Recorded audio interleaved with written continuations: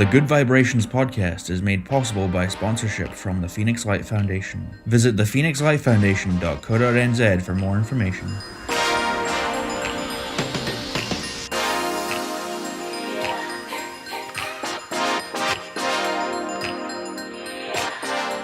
Hello and welcome to the Good Vibrations podcast. I'm Phyllis Brown, your host for this evening.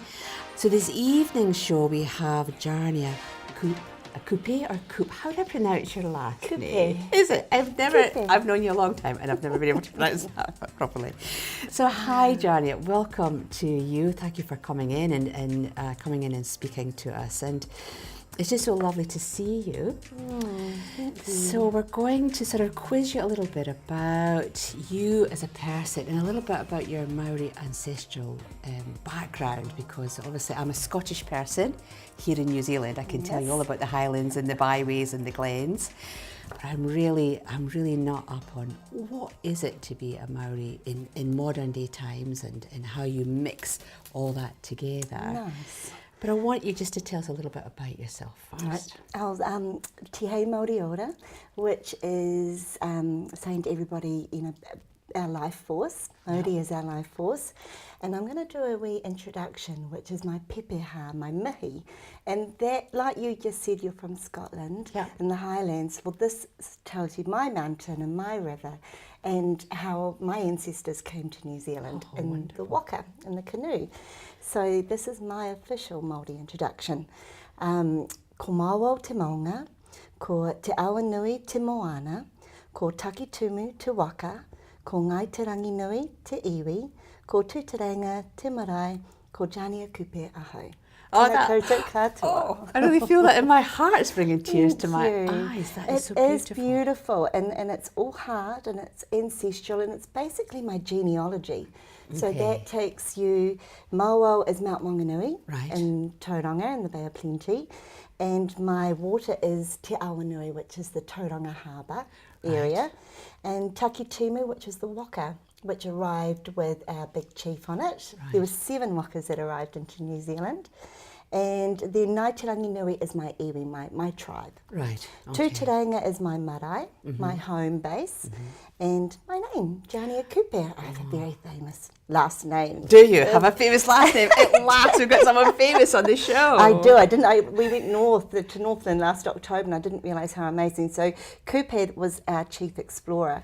Right. And when he arrived into New Zealand, his wife saw this long cloud and called it Te Ao. And of course, New Zealand being Aotearoa, he's landed the long white cloud. So it's actually Kupe's wife that saw New Zealand first. Wow. So very privileged to have this surname attached to me. But so it is, Māori tanga in New Zealand is hugely spiritual. And growing up as a child, I grew up a Catholic, so I had a guardian angel that growing up in Māori tanga is, you feel it. It's all about family. It's all heart, and it does mean an awful lot to everybody. So it hugs you, it embraces you, and it is beautiful. I love that word clan, because obviously being Scottish, we're very much clannish. Yes, so we have all of the clans. And so I'm from the Mahagrams, which are the Grahams, so we're actually from an Irish background who emigrated in the famine, and they became the Grahams, which are part of the Maki clan as well, because my father's a Maki. So we had sort of the Perthshire or the Highlands and Islands. That's where my clan is. Yes. And I suppose we have our tartan that identifies us in Scotland. There are umpteen tartans, and each clan has a dress tartan, a working tartan, a ceremonial tartan. It's not just one tartan. So when it comes to the Kupe clan, we always think of, well, I personally always sort of see Maori with the tattoos, the insignias. So is there a specific symbol that is for the Kupe? Well, I did have, my lovely family decided to surprise me with a tattoo for my birthday last year. And it was like, oh my goodness, what am I going to do? But I went along to see a Māori tattoo artist. Ricky Manuel, and he's amazing. He's one of our oldest tattoo artists and very, very good at what he does. Yeah. So when I told him my genealogy, basically my pepeha, which I just did, he was able to create my mountain and my taniwha. So your taniwha, with Māori, there is a god in the land, and there is a god in the waters, and there is a god in the harbour. So there are gods everywhere, and that's why the spiritualism is very highly rated. So he also tattooed my taniwha and my 2 children and my husband. But on there he put the Celtic symbol because my maiden name's Murphy. Right, so from my Irish ancestry as well.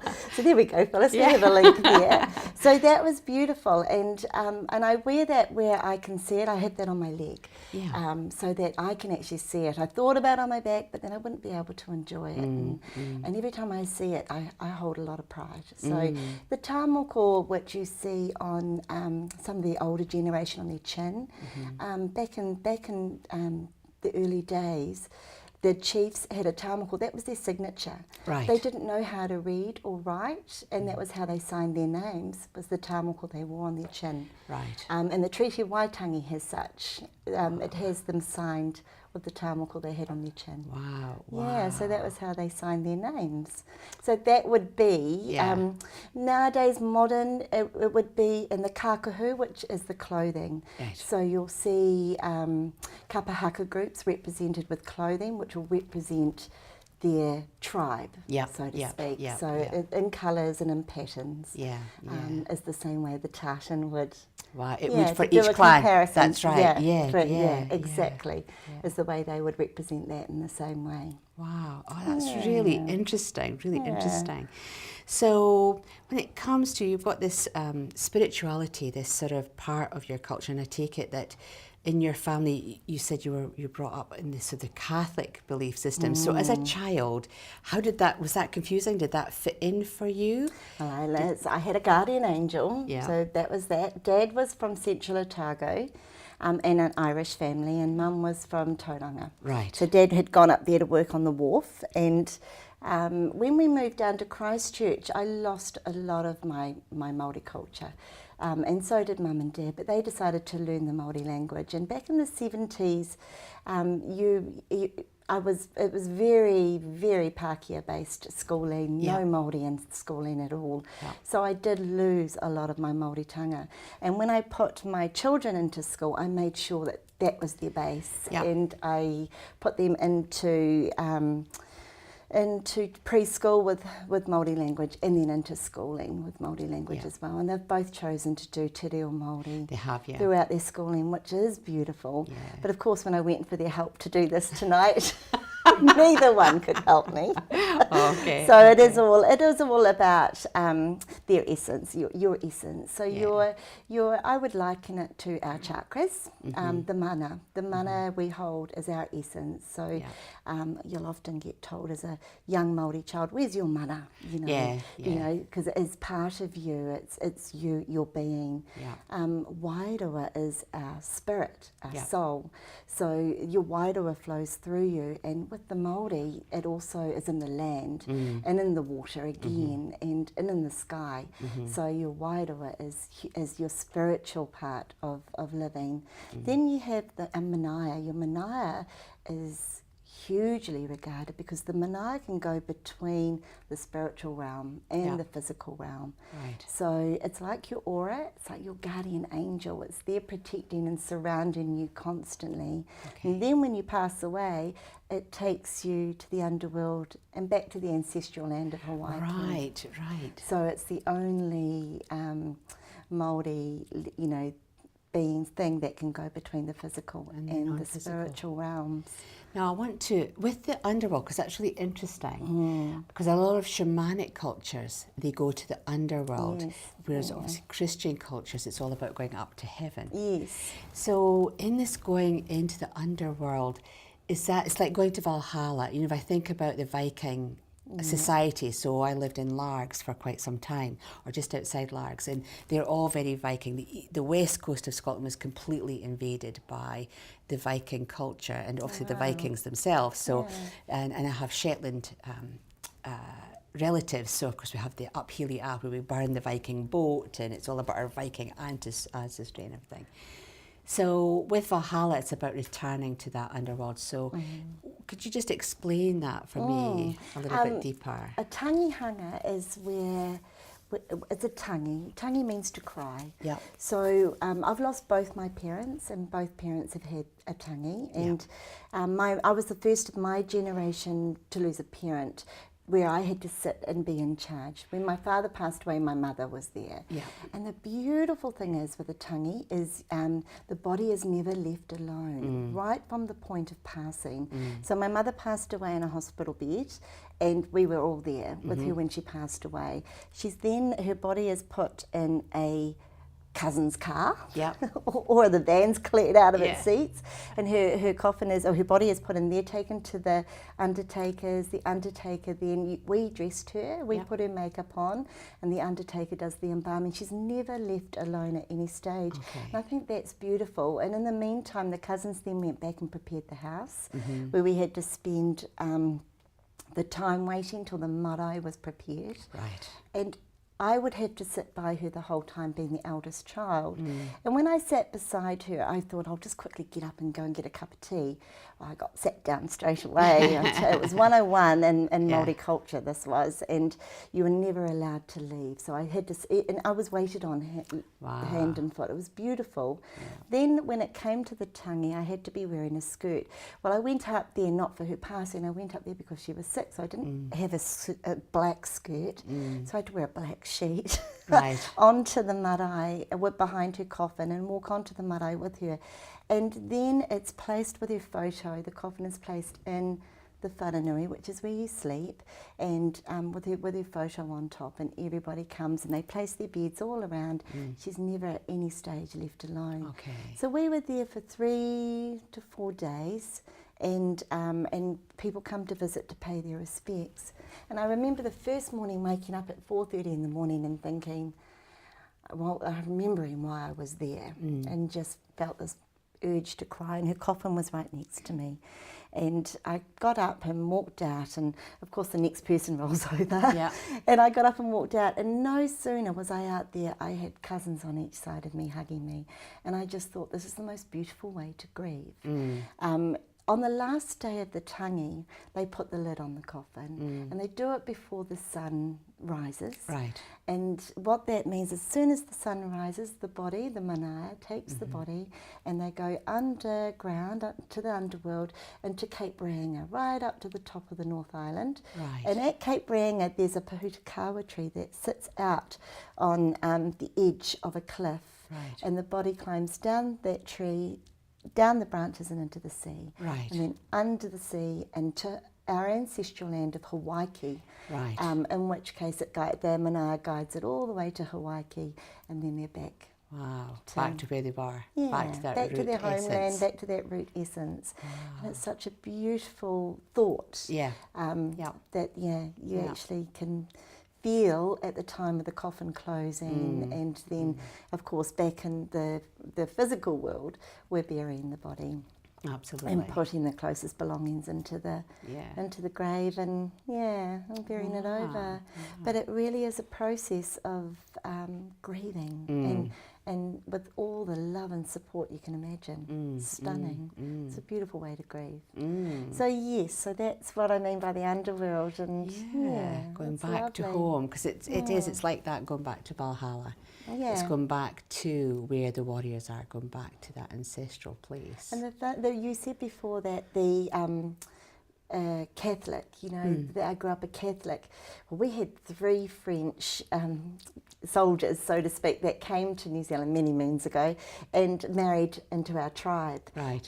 So they brought in the Catholicism into our tribe, and it became quite a strong religion from there. So I think as the British arrived, the Catholicism came, Anglican came, Catholicism came in, and religion took over, but they've always held, Maoris have always obviously held their traditions. The traditions in there.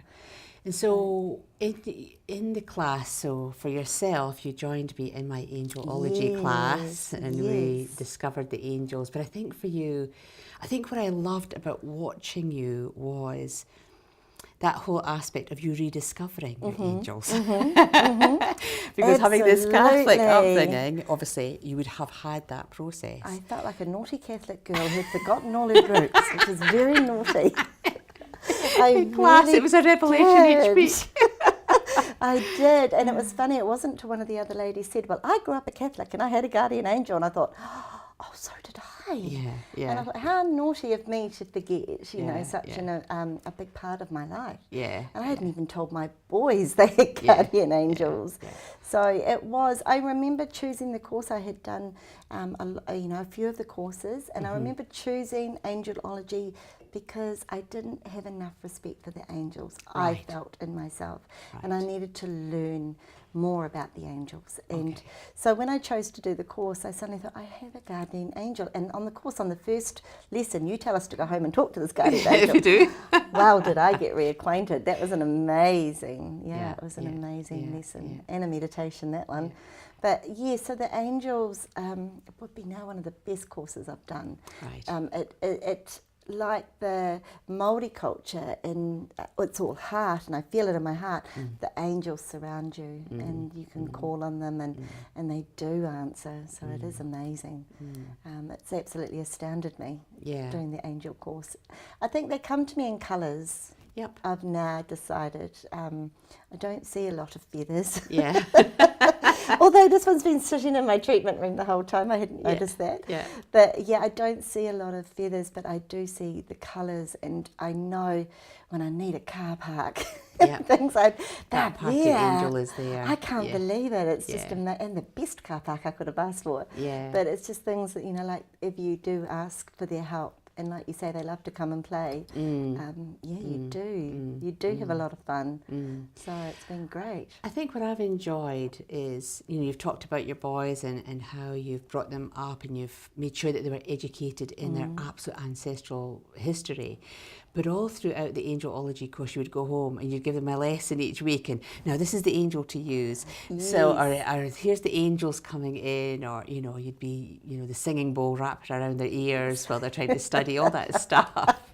Bringing in a different perspective of spirituality. I'm just lucky I've got very understanding boys. You have.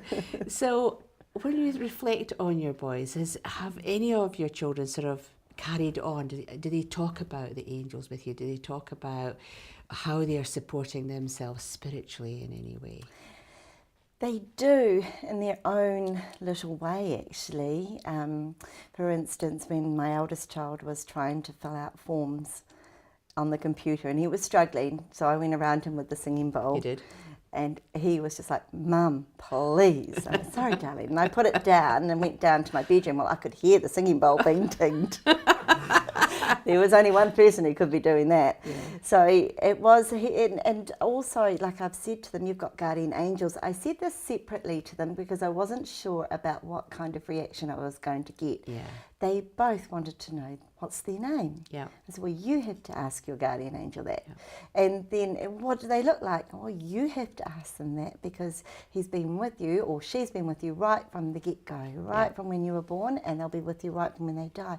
Very much like the Manaya. Yeah. So it was a learning curve for them both. And they do bring spirituality. I often, if I hear the 18-year-old swear, I'll say, no, that's a low vibration. You can't do that in this household. He doesn't quite get that. Yeah. And sometimes I've got to admit, I will let out a swear word too. But they do respect my learning. They love my treatment room. Yes. They'll be the first to hop on the bed if I say who wants a healing. And so that is wonderful, although the youngest 14-year-old's a bit hard. He tends to plank. Right, okay.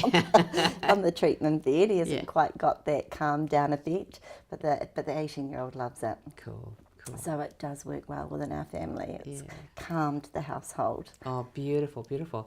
You've brought in this most Yes, amazing yes. artifact with you. Could you just So, describe so the angels, that is? we in Māori culture are known as our kaitiaki. They're our guardians. Yeah. And there was a lovely artist out at Whitecliffs here in Canterbury. His name is Rua Pick, and he carved this for me. The mouthpiece is made out of tōtara, and it is in the shape of the huhu grub, which is the mokohua. Now, the mokohua is the guardian, the kaitiaki for the Tōlese mountain range. Right, okay. So when you go over to the west coast, Yep. you go through the Tōlese mountain range. Yep. And if you were to look at it when you're driving down Highway 73, if you look at the shape of the top of the mountains, it actually looks like a huhu grub. Right, okay. So that is our official kaitiaki for the area. So this is shaped, you can see the mouthpiece has the huhu grub, the face, and then the body. The body of it, yeah. Is that of the huhu grub. So that represents the guardianship and the kaitiaki. We have the concha shell on the end, which represents the sea. Yeah. And it has the symbols that the artist saw in me. Yeah. So eyes for seeing, and the deep sea turtle. Yeah. Pretty amazing, really. And then the flax woven to hold the two together. Represent the land. Yeah, yeah. And the feather is from a herring. Yeah. On the end, it represents the sky. And that's the beautiful thing with Māori is everything is about the land, sea and sky. Yeah.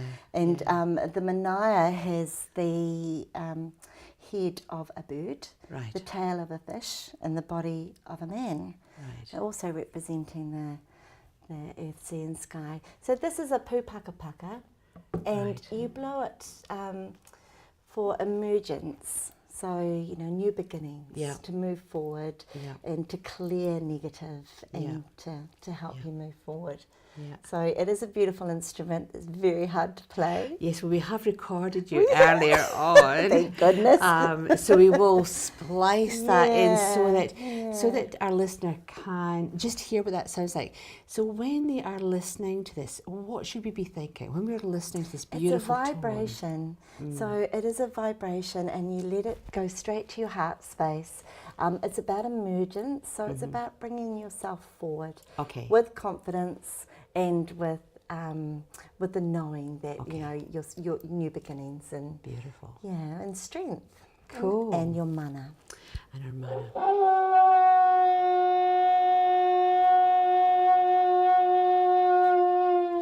So we have some beautiful ladies in here as an audience. Do any of you have a question for Jarnia?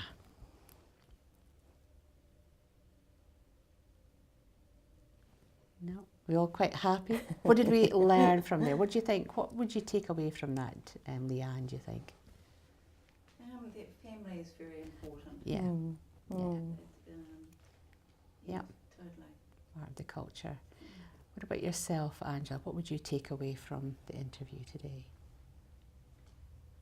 It's the journey with the Mother Earth. Yeah. In a way that you honour. You honour Mother Earth. Yeah. Absolutely, yeah. What about yourself, Maria? Is there anything that you take away from today's segment? Ask from spirit. Yep. And you will receive. Yep. Yep. Beautiful, beautiful. Well, what we're going to do, because we're going to play with the angels, Jarnia. So I've got the angel numbers here, and I thought I want you just to randomly open the book just to finish off your segment today, and just read out whatever number strikes you the most. I'm going to go for 548, and it says the angels are altering your relationship with money. Yay! Yay! Says us. I'm kidding. No. Oh, you're realizing that spirit is your source for everything and you need in this life. This realization is making you more confident and relaxed. Isn't that so true? What a That's beautiful message. beautiful, yeah. Yeah. Thank you, angels. There you go. So that's wonderful. our angel number for today. Thank you so much for coming Thank along. you, Phyllis. How could people get in touch with you if they wanted to come and see you for a consultation? Now my email is jarnia@gmail.com, and also you could email would probably be the best easiest thing. way to do it. Yep. Jarnia@gmail.com. Jarnia@gmail, and you give Reiki healings and crystal healings and a little bit of sound popped in there. And I have You're homeopathic. a diploma in homeopathy too. So it's all about the energy healing, and that's the other thing with Māori culture. It's all about your mental, emotional, and your spirit. So Yeah. it's wonderful. Balance. Yeah. Oh, well, thank you so much for Thank being part you. of the show today. And many thanks for everyone out there listening to the show. You can find us on iTunes, Spotify, and on the phyllisbrown.co.nz website. The shows are loaded up there. Remember to look out for us on Facebook and Instagram pages, which is Phyllis Brown NZ. And we're always keen to hear from you, so join in the conversation on info@phyllisbrown.co.nz. Have a good vibrational week and spread this beautiful podcast around, because everyone needs good vibrations. Bye for now.